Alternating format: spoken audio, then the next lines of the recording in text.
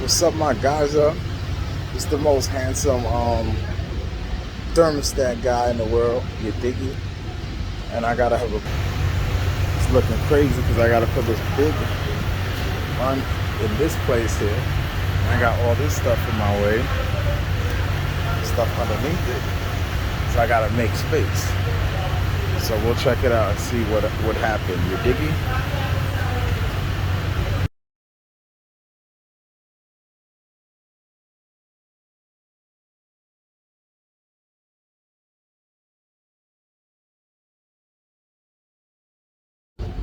What it do, God?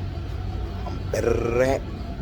Um, Basically, I got this one already. I added some ball valves, union. Did a little soft soldering. Reduced the line. Right now, I'm about to put some security down here. I'm gonna use some Kendorf.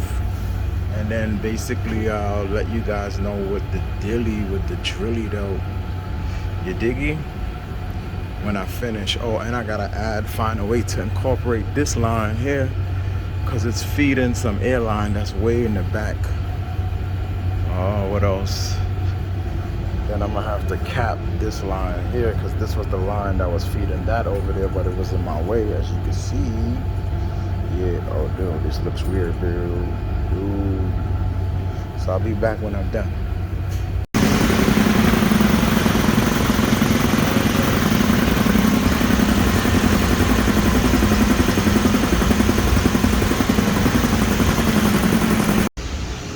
I'm back, stronger than ever. I had to go to an emergency call and whatever.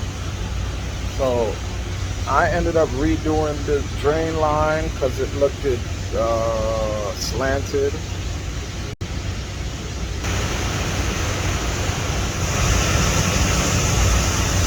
Now that looks more level. I ended up finishing this here. Left of the thing.